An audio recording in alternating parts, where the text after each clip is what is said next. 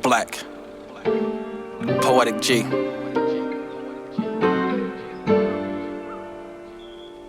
Beautiful love always carries knowledge. Good evening, ladies and gents. I'm King George. I'm the owner of T.Y.I Productions. I am the curator of Black 31 magazine.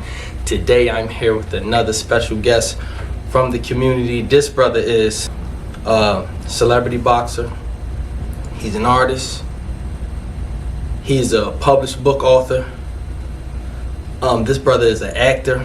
This brother has many different things that he does, and when we get into this interview and tap into this interview, we're going to touch bases on all the other different hats and all the other different fields that he jumped into. So can we give it up for brother Supreem Da Rezarekta? Let's go. Yeah. What's going on? What's going on? What's going on? How you feel, brother? How you Pleasure feel? to be here. Thanks for man, having me. Absolutely, not a problem, man. So let's get right into it. Supreem Da Rezarekta. Where did that name come from, Supreem Da Rezarekta? All right, well, the original name of the group that I started with, which I tell all about in the book, is the Regulators. Okay. So we was the Regulators. Okay. The Supreme part, it was a funny story because my name's Jamal. Jamal. Okay. So everybody was like Marley Marl, and I had a DJ. His name was Dave, so they called him. He called himself Davey DMX. Okay. So in long story short, it was like, hey man, you know there's a Marley Marl and there's a Davey DMX in New York. Yeah. You gotta change your name. Mm-hmm. So when we used to do graffiti, I used to write Marley Marl, the MC Supreme. Mm-hmm. Marley Marl, the MC Supreme. Mm-hmm. So then I was like, all right, well I'm gonna just take the Marley Marl off and I'm gonna just be Supreme, MC Supreme. Yeah. So that's who I was, MC Supreme. And then when Wu-Tang came along, you know, we became like fam with the Wu-Tang Clan, like real good friends with them. Yeah. So everybody be like, you got body? You got body? You got body? And I was like, nah, I'm not got body. I'm not got body. I'm like, you know what I'm saying? Like, I'm not part of the 5%ers. Yeah. Respectful. But I was like, so I said, I gotta change that. Because every time we were Wu-Tang, I'm not gonna keep answering this question, am I part of God body? Yeah. So I was like, I was part of the Regulators. Like I said, at this point, we had a group called the Regulators, big time local group, along with Brigade, which was Task Force at the time, Ran Squad. We come from that era. Okay. And then, so the Regulators, I said, I'm Supreem the Regulator. Mm-hmm. So I've been Supreem the Regulator after my group. So when the group broke up, you always know who Supreem was because I'm Supreem. Instead, because he used to be like, I had an afro. Yeah. And I was crazy. I had gold teeth in my mouth. And my partner, he was smooth. We had bald head. So they be like, are you the bald regulator or you the crazy regulator? So I was like, I don't want to be called a crazy regulator. Yeah, absolutely. So I'd be like, I'm Supreme the Regulator. Yeah. So the Resurrector part came along years later, I joined a band called the Resurrect. Okay. So I'm Supreme in the Resurrect. Okay. So I was like, yo, I ain't the Regulators no more. That's my old hip hop days. Now I'm in a band. Yeah. That band broke up, but we was known everywhere. Yeah. So I was like, well, now I'm Supreme the Resurrector. Yeah. And I bring dead things to life. Absolutely. Because we the party starters. So if you got a situation that's dead or any situation, I feel I'm the Resurrector. Absolutely. I can bring it to life and make it hype again. I hear that. So that's in a nutshell, that's how I became Supreme. Supreme the Resurrector, who I am now. I hear that, man. I like that. And how did you get into graffiti? Well, I never was a graffiti artist. Yeah. I don't know, when I first got into hip hop, like also explaining the book. Also, you gotta get the book. The book is crazy because it's gonna tell you everything about me. It's called Where I'm From. Okay. Past is history. So everything in my past that I've done, I made history. Yes. So as part of the graffiti part, like I've never been known as a graffiti artist. Okay. I've been known as a hip hop purist, a hip hop. So when we went to, me and my DJ Exotic D, who was still my DJ to this day, we was 13, 14 years old. Yes. So we would go to New York, and then we wanted to see what hip hop was about. Because we heard about it. You know, we know what it is from what it is here. Yeah. We wanted to see what it was like in the Bronx. Absolutely. So we went straight to the Bronx. Yes. Thanks to my cousin, Anjanette. She took us to the Bronx, showed us all around, showed us all the graffiti on the wall. Yes. Then we see Beat Street, Breaking, Wild Style. Oh, wow. So that's about, you know, we looking at the movies. So we look at the movies. We in New York. So we came back home breakdancing. We came back home drawing. Yes. Came back home rapping and DJing. Yes. But we was just doing hip hop. We didn't really pick a profession. Like, I'm the rapper. It was like, we just doing all of this. This stuff is amazing. Look at this stuff. Look at it. Like I said, we never went to no trains and drew on no train. But we would draw on everything. Like, I had my little art book. I had my little rhyme book. I was like it was hip hop was new to me. You know, it was just like, I want to do everything. Absolutely. So I didn't have and then when I saw Crush Groove, and I seen LL do his part, I was a little bit of rapper, a little bit of this, I could freestyle, you know what I mean? But I want to do what he do. Absolutely. I want to do that full time forever. I'm going to be an MC. Absolutely. And my DJ, he was like, I'm going to be the DJ. I hear that. And that's who he picked. And that's what, to this day, 30-something years later, that's what I am. That's what he is. And even though all the other facets, boxing and all that other stuff goes along with it, because it's a part of being, I'm an entertainer at this point. Yes. Like, I'm not trying to be the hottest MC. Them days was over. I did that. Yeah. You know what I'm saying? I battled and won. Absolutely. So all that, give me the mic. I'm not that hungry. But if you want a great show, then you hire Supreme and the New Experience and DJ Exotic D, DJ CL Smooth, and then you're gonna get a great hip hop show, and it's gonna be something fresh, as far as something new. We come from the old, so it's gonna be that throwback of that old party, because that's what hip hop missing now. Absolutely. That party flavor, that coming in the thing and having a good time. Everybody want to be tough. Everybody want to be high. We want to have a good time. Absolutely. We want you to go home safely. Absolutely. With messages. Absolutely. As far as social consciousness. Had a great, you talk to a girl, you might meet your future wife there. You see what I'm saying? It ain't about trying to be the toughest in the, I ain't come from that era, so I don't promote that. So now I just do feel good music and like socially conscious, like spiritual. I believe in God. I believe in Jesus. I believe in, everything I believe in is what my music reflects. So it's just everything. And growing up, who are some of your inspirations in hip hop? Who's some of your favorite hip hop artists? Like I said, I go back. So first for me was when we was young, we didn't know no New York people. Okay. We only knew the Philadelphia artists. To us, they was the biggest things that we ever known. So I look up to MC Breeze, Schoolie D, and these are the people that put out. They didn't want to conform and sign to labels like everybody else. They put out their own records independently. So these are the guys that I looked up to. So then as it came on, like my favorite artist of all time is just turned like Big Daddy Kane. Like when I heard Big Daddy Kane, I was like, yo, this is it. LL, of course. I've been. I think people always I have like a dimple, and I was light skinned, so they was like, you like LL, you like LL. So I always loved LL. But Big Daddy Kane, it just touched my soul when I heard that. I was like, yo, whatever he's doing, that's what I gotta do. And then eventually it turned into, but that's early on. Absolutely. I put 3 parts in my eyebrows. I had a block haircut. Man, only thing I couldn't do that Big Daddy Kane could do was turn dark skin. I hear that. I hear that. And become skinny, because he was real skinny. I just became skinny. Like recently. In the last 2 years, I was like, this is the slimmest I've ever been in my life. I hear that. And I ain't sick. I hear that, Fred. And how did you get into writing your book? Where did the inspiration come behind writing your entire book that you have out now? And see, that was the ego thing. I love biographies. I love the movies that's about artists. I don't care if rock and roll, country, western. I love musical biographies. The movies. And then I started getting into the books, because they was like, yo, the book is better. So if you see the Little Richard movie or the Great Balls of Fire, biopics, and they like, yo, they got that from a book. Wow. And I was like, what? So I started reading the books, because the books were better. Because the books get into way more detail than what the movie do. You know what I'm saying? So if you see a movie about James Brown, a book about James Brown, the movie's only gonna give you about 2 hours worth of, maybe 3. Ray Charles, maybe 3 hours of movie, which is great.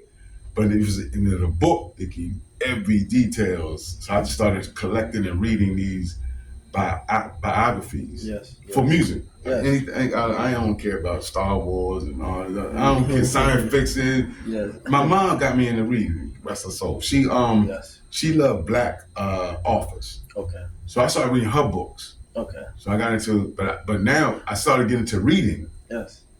The black, Stella Got a Groove Bag, and different movies that became books. There were books first, and they'd be made movies. I was like, well, this is a book. Yeah. So I read the book, and it's like, so now I'm into reading biography. So next thing you know, rappers are starting to get book deals. Yes. I think I read 50 Cent, Eminem's. Mm-hmm. Something about Shelly Shell from Urban Expression. I love my girl. Yes. She let me borrow Mace's book. You know how everybody said Mace was supposed to be slow or whatever because he talks slow. Mm-hmm. But it was a great book. Yeah. I was like, he ain't retarded. Excuse me if we're allowed to say that word now, dude. You ain't allowed to talk. You ain't allowed to say certain things. I'm from the day when you call everything it is what it is. But I was like, yo, this is a great book. Yeah. And we was at me and my man Dr. Shock was at my producer, my original producer, who really kind of like raised me. Yes. He was like, we just telling stories to the rec center, and a publisher was there, and he was like, yo, you guys got some great stories. You ever think about writing a book? Wow. I was like, and this is 2004 maybe. I was like, yeah. I said, I thought about it, but how would I even get started? Because everybody I did read had Mace, written by whatever the journalist was, the writer. Yes. So I was like, they're not writing their books. They just telling the writer their story, and the writer's writing the book. So they got a co-author. I mean, they're the author, I guess, but the writer's the one that put it in meticulous words and make it sound entertaining. Absolutely. But I was like, so the ego for me was, I don't need a writer. I'm not going to tell somebody my story. I'm going to tell my own story. Absolutely. So I was like, how do I get started? So he was like, get a tape recorder and just tell your story into the tape recorder. Absolutely. That night, I bought the tape recorder and maybe about 4 or 5 little micro cassettes. Yeah. This is before you could do everything. I could have did this on my phone. Absolutely. But anyway, I did it. I told my own story to myself. So then I was like, all right, I got it on, however long that took. Yeah. I was like, I got to transfer it to writing now. So I actually wrote the thing out. I wrote it out bit by bit.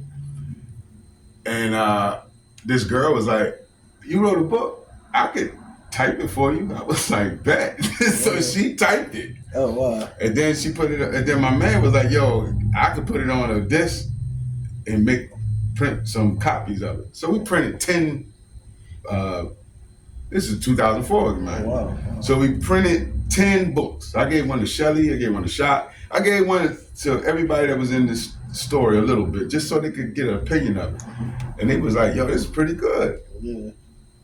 Little grammatically incorrect, because, she didn't understand some of my slang. Yes. And she wrote it how she thought it was, a little white girl. So even my name was spelled, because, Rezarekta ain't spelled Rezarekta. Yeah. So she was, you can see, but it was cool. I was like, she did more than I could do, because I was like, I ain't typing 10 chapters of a book. It would have stayed in that, I was crazy enough to even write it. Yeah. Literally take what I took on my cassette and write it word for word, like I'm some type of a dictator, like I'm a secretary or something. Yeah. But I did it. I don't know where that passion or the want to write this book came from. Yes. But it was like, if Mace could write a book, I'm gonna write a book. Absolutely. And I wrote it. Absolutely. And people said it was good. Yeah. And then I was like, I gave it to the publisher.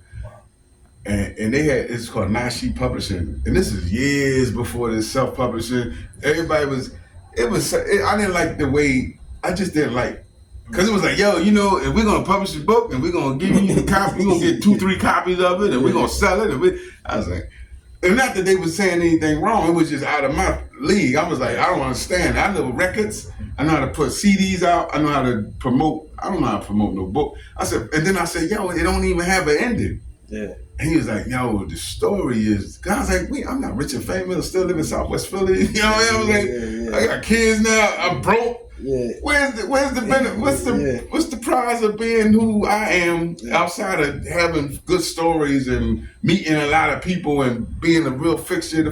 He was like, that's it. It's the story. Mm-hmm. So even after that, it just sat.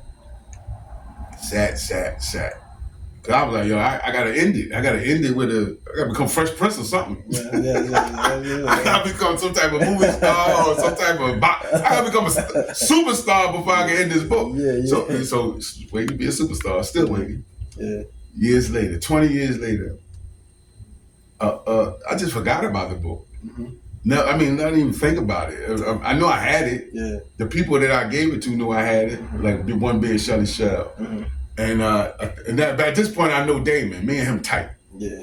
We tight. He like my motivator. I'm his motivator because he be like, man, I'm having a bad. I be like, no, you can do it. Yeah. So he coaching me. This is celebrity boxing. Yeah. We already dug in. I done did years of did urban expression. Mm-hmm. Somehow he done tricked me into fighting Hazel Roche. Okay. This is coming up to like current times now, to 2022. Yeah. And I wrote this book in 2004. Yes. So he was like, yo, you need to write a book. I was like, I got a book. He was like, no, for real, you got a book? Put it out. Shelly Shell came to me, a different situation. I'm training for this fight, for Hazel. She's like, Supreme, what happened to that book you wrote? I was like, and then I don't even know where it's at. She said, yo, you gotta put that book out. Then my ex-girlfriend was like, hey, I was in the basement and I found one of the books you gave me. You know, dust everywhere. Oh. And I read it and I was like, this is a good book. Yeah. I said, but it ends in 2004. Like, what about artists that I done accomplished? A lot of stuff. Yeah. Since then, I mean, great things. I mean, I ain't just started, I thought I was supposed to be, but I got awards, I done been on tours, I done been here, I done met this, I done did so much. So I said, I know what I'm gonna do. I'm gonna write a prelogue. Yes. And I said, I'm gonna put it all in the prelogue of everything I've done now. Since this book has been written and hidden, this is what I've accomplished since then. And I think the chapter is called From Boxing to Bands to Books. Because the book ends before I was in, I mean, I done been in rock bands, I done been in funk bands, I've been where a normal rapper would never go. Yeah. Alternative world, white world. Yeah. I've been Warped Tour. Yeah. I'm the first rapper outside of Eminem and the Beastie Boys to be played on WMMR. Oh, wow. You know what I'm saying? They loved us. Yes. I was kind of like Hootie and the Blowfish because I had 3 white cats as the band members. I was the only black member. And we had like a living color type thing because I gave them street cred because I was a street artist, but they gave me, I guess, white privilege. And it worked. Yeah. And then from there, I was like, that's the formula. I got to stay in this lane of older, younger, white, black. I got to be everybody artist. Absolutely. So the book came out, boxing. That's a whole entertainment. That's a whole sports entertainment. You can't get no bigger than UFC, NBA. Yes. You know what I'm saying? WWE. Yes. Celebrity boxing is right there with it. Absolutely. It's brother bare knuckles. Mm-hmm. These guys is really on the, but that's my friend. Yeah. I got carte blanche to celebrity boxing. My fan base has expanded to sports entertainment. And this guy's like, put this book out. And you know, everything's social media with him. He's like, yo, just tell everybody you got a book coming up. Hold up your transcript, your manuscript, your black cover. Yeah. I put it up. I think nobody won't care about this thing. Because that's what the same thing he said about me and Hazel. I said, first of all, Hazel's a lovable teddy bear. Yeah. I'm a lovable teddy bear. Nobody wants to see 2 teddy bears fight each other. Yeah. He's like, yo, just watch. So he take a picture of me and Hazel doing a face-off, just being funny.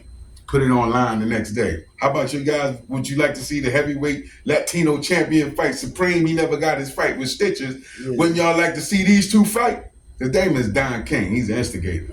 He's good at. He's the Ringling Brothers, Baldwin Bailey Circus. Don King rolled up and won and turned into Damon Feldman. Yeah. So anyway, the internet go crazy about me and Hazel fighting. So he's like, see, told you.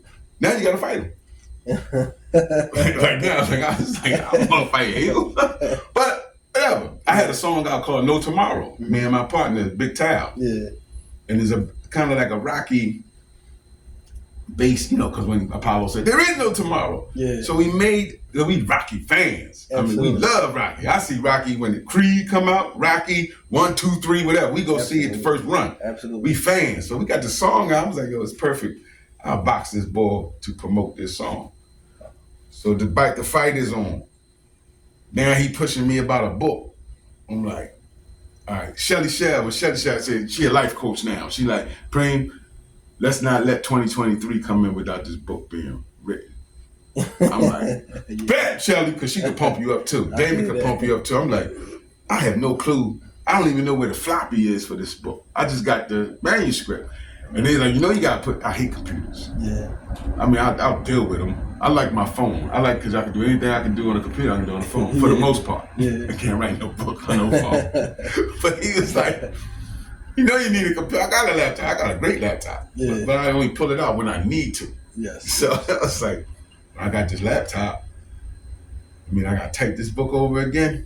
Yeah. And I said, God, if I got to put this book out, you got to help me. I said, I know this thing was on a floppy disk or something. Mm-hmm. So I'm just looking through a thing where I keep all my original CDs. Mm-hmm. Like if I put out an album, I take one CD, put it in this mixtape, put it in this thing. Anything that's on with me involved in it is in this special, I guess, CD holder, right? Yes. So I'm flipping through it, and I come to a CD-ROM and say Supreme's book.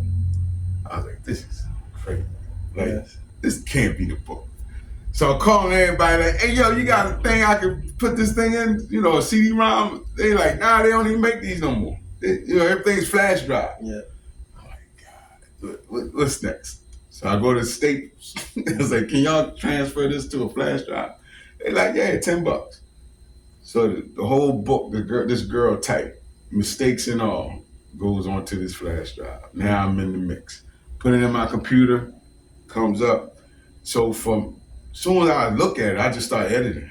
Like changing the words, the names that's wrong, right? Yeah. Changing the slang. Uh-huh. So I'm into this editing, and then I meet this book coach. So I hire her as like, yo, I just need somebody to let me know that I'm on the right path. She wrote 3 best-selling books. Wow. So Carolyn Wilson. Wow. So I was like, yo, just be my coach. Mm-hmm. You don't have to type nothing. Book Baby, which is CD Baby, which is now CD Baby. Now they got a book division. You don't have to go to no outside publisher. You go to Book Baby and say, I got a book. And they'll be like, all right, all you need is the manuscript. Yes. And they turn it in there. Wow. I mean, you don't pay for it. But nothing is free, especially quality. Absolutely. So anyway, I was like, I'm gonna use Book Baby, because they always did good work for us when they was disc makers. Mm-hmm. Yes. So when it was disc makers, that's where we got all our CDs from. Yeah. Then they be turned to CD Baby, which is now the online with all the CDs and all that stuff. So Book Baby is the same thing. Okay. And now you in all the Barnes and Nobles. I'm everywhere. Amazon. Yes. I became so anyway, they finished the book. I finished the book. Carolyn is overseeing, like, is this right? Because they like, yo, you need this. So you need a picture. So I took my man, Zamani Feelings, great photographer. Took my picture. I kind of seen what I wanted. I wanted a picture of me holding my first ever CD, with my first solo CD, which was called Where I'm From. Mm-hmm. And I was like, the book is called Where I'm From. But I said, I got a new song that's very spiritual and means a lot to me. It's called Past is History. So I combined it all together, put the book out as Where I'm From, Past is History, me holding the original book of my solo CD. And I had it pictured. Book Baby designed the cover. I approved it. Everything I envisioned it, they took it to the next level. That's how I know when I'm on to something. Because I see it in my head how I want it. And whoever I get, or God bring them in my life to make my vision come true, and they take it to a whole nother level. It's like, it's 10 times greater than I even seen it. But it's still my vision. Yes. So anyway, we do the Past is History. I said, I'm going to put an album out as like the soundtrack to the book. Yes. So I put the EP out, 6 songs EP, 3 songs was already out, doing well. 1 song is even on the CBS TV show, was it New York? It was one of them cop shows. It was It was on for one season, but the song is on there, and it got placed on that. So anyway, this song is big. Well, Get Up, Get Out, and Be Somebody is called Rise and Grind, like our biggest record to this date, and that's out doing well. 3 songs that was already singles. So Rob Schwartz from Mag Distribution, who's my distributor, he said, "Yo, I'm sorry for running on, but this is no, you good. Crazy I'm listening. story, man. This is like, I'm good. You know what I'm saying? So my man said, "Yo, put the 3 songs that you got out and put 3 new songs on it and call it an EP, and we'll distribute it from Mag Distribution." I said, "That's what's up." So we did it. Boom, put the same cover, everything, right? Mm-hmm. And it's been doing well. Like I said, this is 2 years ago. So the book is out. Actually, everything came out last year on my birthday. I try to put everything out on my birthday because it just means, the date means so much to me. So what time your record come out? My birthday. So I released the book. The EP had the 15th of September. Yes. The release party, my birthday is the 15th of September. Okay. As you see, at the last Celebrity Boxing, we celebrated it at the press conference. The book comes out. The EP comes out. And everything got a video to it except for like two songs don't have a video. Mm-hmm. So I was like, yo, let's shoot the pastor's history. I went to church and he's like, yo, this guy right here shooting real dope videos. And he's a Christian videographer. He don't shoot no thug stuff. So I was like, I got a perfect song for you if you want to shoot it. He heard it. I had my vision. This is the first time I let go of control. And he's like, I want to shoot it. I got the perfect idea. I was like, all right. So he shot a masterpiece. You know, of course, promoted the book in the video. Pastor's History is the song, and it's doing well. Rise and Grind is still kicking behind. This song is 2 years old. Paper Chase, Swing for the Fences. That's the theme song for Celebrity Boxing. That's Damon's favorite song. So every time he get a chance, he got Swing for the Fences on all the Celebrity Boxing promo. So I don't have to make a record every 5. You know, these kids is making records every week. Yeah. And these stars too. Like, and they're doing very bad. Like, I love what LL just did, man. LL put out The Force. Old head. Older than me. Fire. Finally one rapper that's older than me. I thought I was the oldest thing in hip hop. But anyway, but he sold 16,000 the first week. Yeah. Rappers is barely selling 8,000, 5,000. So OG. And he did it traditionally. He did the in-stores. He did good. Did very well. So that looked good for us. And the music was good. And the music was good. The lyrics was good. And then that's how I feel my project is. Like, the music is good. And it goes along with a book, which is not an everyday thing for, every rapper, unless you're some type of megastar and you got your co-writer. Yes. You got your book deal with Simon Schuster. This is all independently, all done by me. We selling it out the trunk. We going back into the days of Master P, $25 a pop. Go to Amazon. I got my promo thing. You see my little setup. That's me. That's the store. The store go everywhere I go. You get your CD. If you want a CD, you get your shirts. I got my own shirt. Not this one. But you know, I'm a hip hop man, so you couldn't do hip hop without having some Adidas on. So anyway, I love Adidas, but I love me more. Yes. So I love wearing my stuff. I love wearing my, shout out to my crew, 144,000 Chosen Few. That's my man, Judah Priest from Wu-Tang Clan. That's our crew. Yeah. So, I mean, I'm just affiliated with a lot of different things. Like, and the book is the newest hustle. It's like it brought back the love of putting out records again. Mm-hmm. You know what I mean? Like, I can imagine how LL feel releasing this record where you don't have to say, how many downloads again? How many streams? Like, you're not worried about that. Yes. If you get your streams and download, great. Got your video views, great.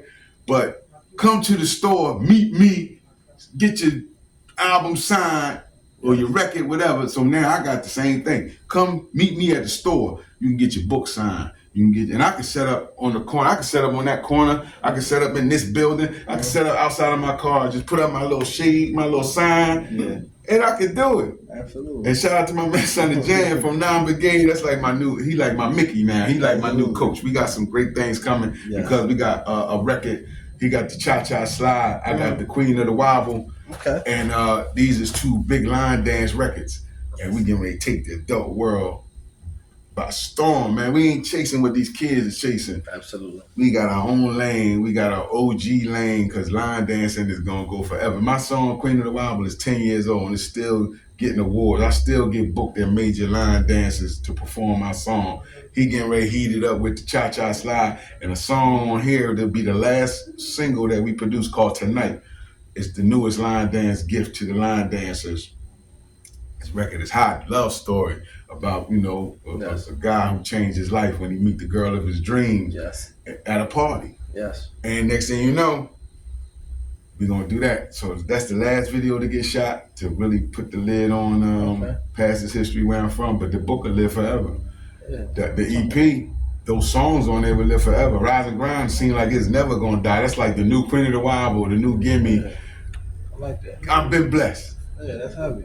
Been blessed to just stay in the right lane because people be like, how you get with celebrity boxing?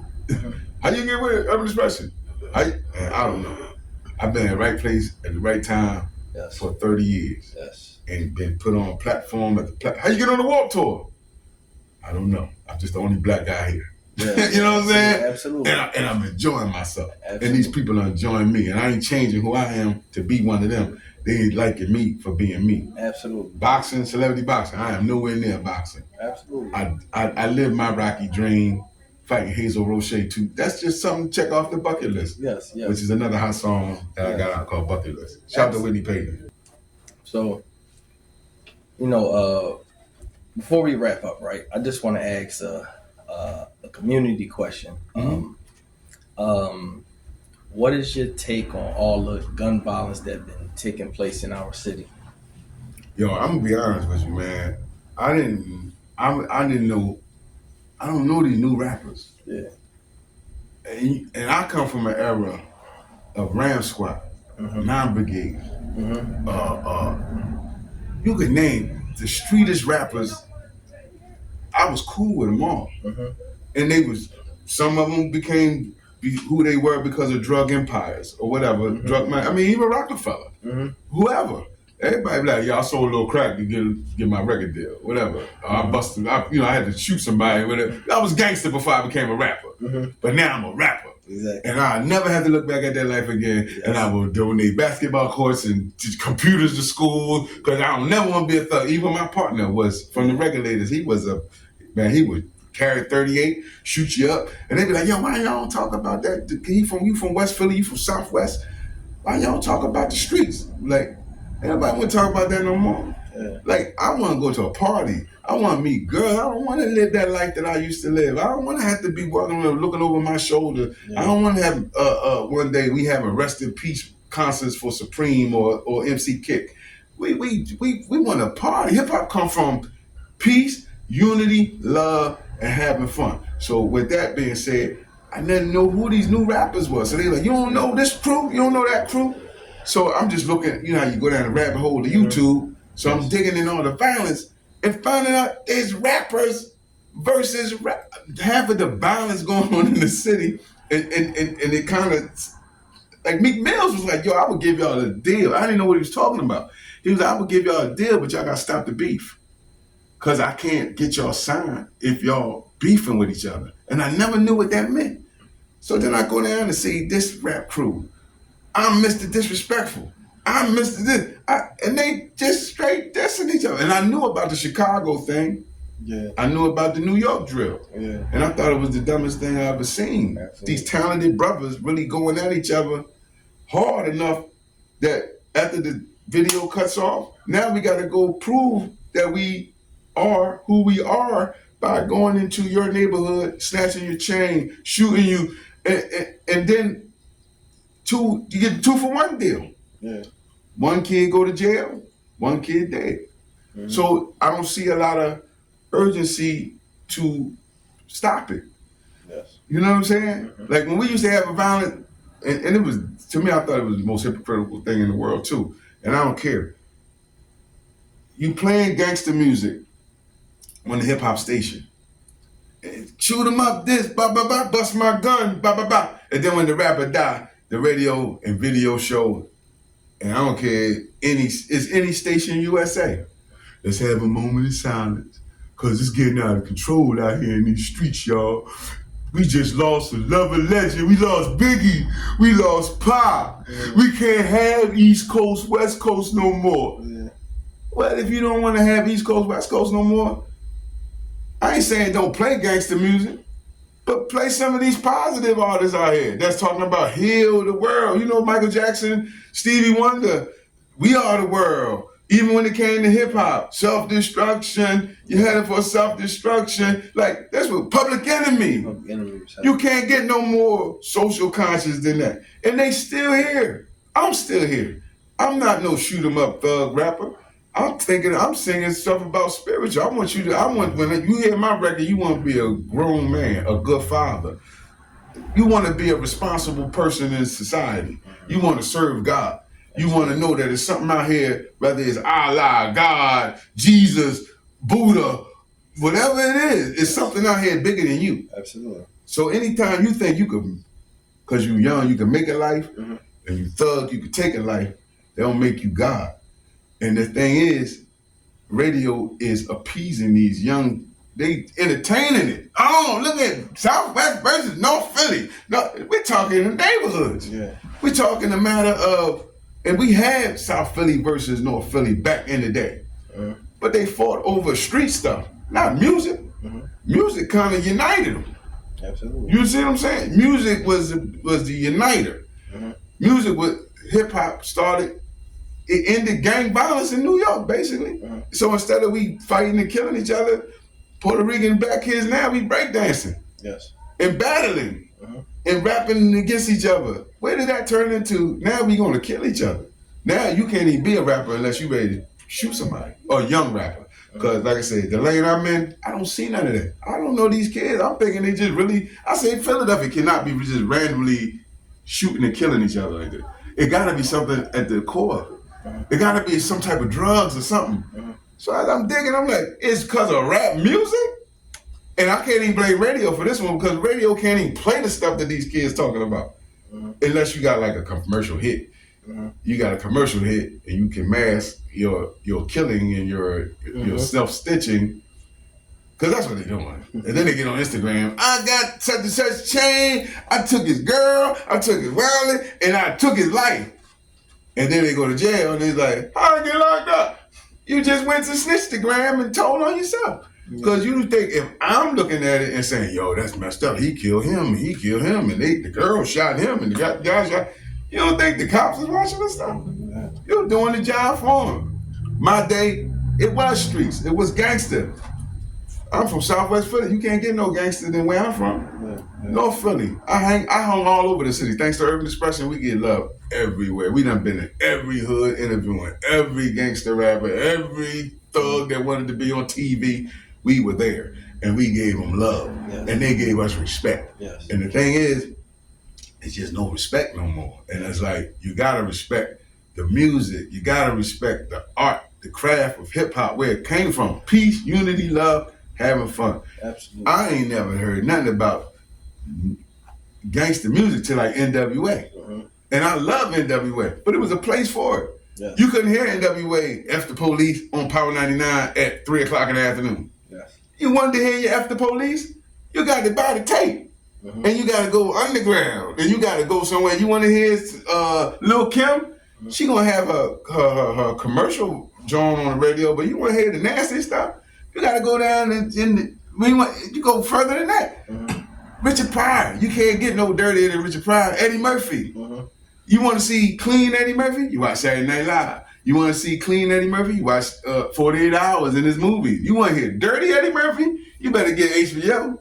You better get his album, which is going to have parental discretion is advised. You want to hear Richard Pryor, you got to sneak at the door trying to hear it. You know what I'm saying? It was a place. Now, filth is, I don't know if it's commercial or is it marketable or it's just the devil is winning. Because now, filth is prime time TV. Thanks to YouTube, thanks to everybody conforming. If it's nasty, if it's violent, if it can get your daughter pregnant, it's not going to be hidden. It's in front of her face. Yes. You can hear Sexy Red talk about her coochie at 7 o'clock in the morning when your child is getting up to go to school. She's first thing she hearing is Sexy Red talking about coochie. You want to bust your gun, you can hear little Scooby-Doo, little doo-doo-doo, little rah-rah-rah talking about how he going to kill somebody while the kid going to school at 7 o'clock in the morning. Yeah. He go to school, he riled up. He want to have sex and he want to shoot somebody. Yeah. Because he heard this on mainstream radio. Yeah. This is what he hear when he brushes his teeth. Yeah. Then he got it on his phone. Ain't no parental guidance on YouTube. Yeah. Ain't no parental guide on porn. I work with kids. I was a mentor. I learned some of the most filthiest things from these 13-year-old kids. And I just kept telling them, man, I knew nothing about this as a kid growing up. I was a comic book. At 13, I was playing with Star Wars men. Yeah. You talking about you get more cheeks than me? Yeah. And you 13? And you got it on your phone to prove it? Yeah. Don't show that to me, because that's child pornography. Yeah, exactly. I don't want to see that. Exactly. But this is how they talk. Yeah. And you know where they get it from? Their parents. I mean, I'm going to tell your mother. Like, who you think taught me? I'm like, what? Yep. They come to school with edibles. They everybody will get high now. It's cool to be high. But now high kill you. It ain't high no more. We smoke weed. We had 2 types of weed. Killer and regular. And if you had some good killer, you was on top of the world. Now you got fentanyl. Now you got a whole neighborhood called Kensington. If you want to see what Night of the Living Dead look like, I took my kids down there and be like, look, this is what drugs do to you. You want to look like this? Smoke. They like, no, ain't nothing appealing. I'm going to college. I think I'm going to go do my homework. And then it's sad. We do outreach out there. And you looking at people that used to be doctors, lawyers. I mean, you ain't looking at no scum of the earth. You looking at white people. They're just like, I came down here, got high one time, ain't never left. Absolutely. That's real. And then it's like, so socially, there's a way to stop it. Yes. If somebody want to stop it. Somebody don't want to stop it. So it got to be the light bearers to stop it. I'm a light bearer.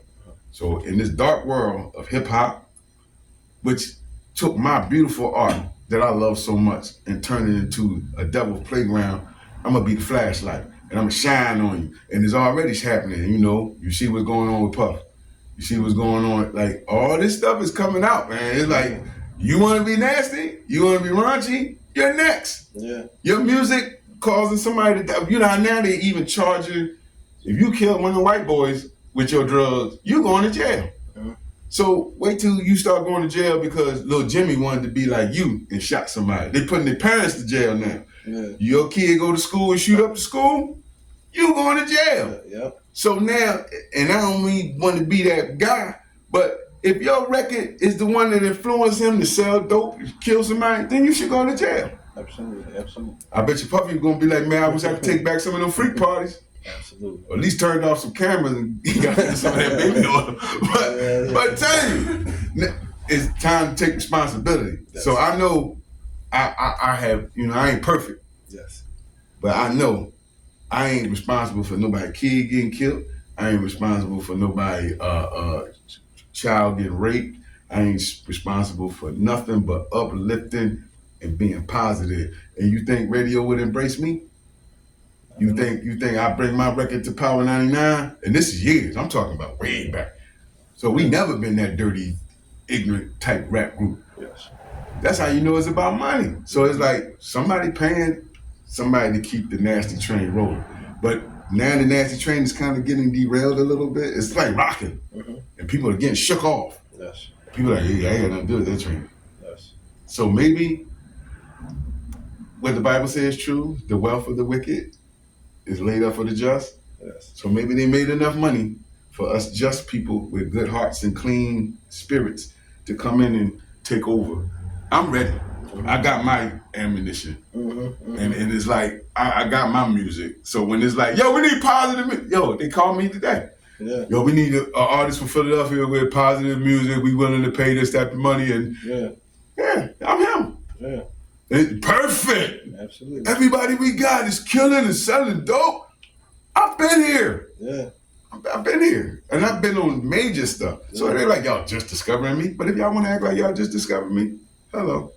Supremeandnewexperience.com. Absolutely. Available for all bookings and no more boxing.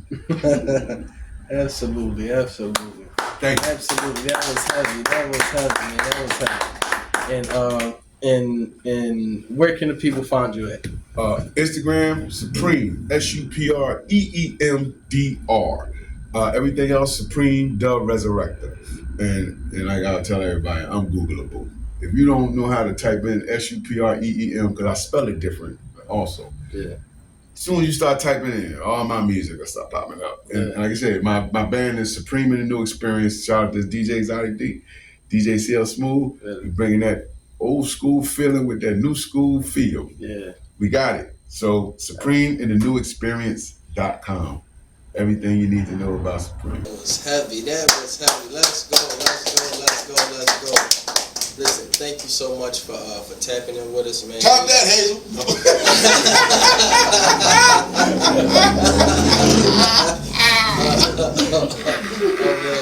Oh man, thank you so much just for tapping in, man. This was a wonderful, amazing interview. Thanks to Supreem Da Rezarekta. Make sure y'all go follow his brother on Instagram. Yes. And make sure each and every week y'all tap in to B.L.A.C.K 31 magazine. And the book is available at Amazon and bookbaby.com if you want to get it online. Or come to my shows and catch it in person. Absolutely. $25, make you holler. Absolutely. So y'all know who we are. We are the platform of truth, the home of the champions, and the place where we uplift man, woman, and child. Peace and love. B.L.A.C.K 31. Second guessing the presence of a real legend, invested in the people, so I highly stress it. Pay attention, train your mind. During these times, we need more education, not incarceration, to elevate from negativity at all costs. Knowledge and power. Remember, this game spilled given. Embrace it.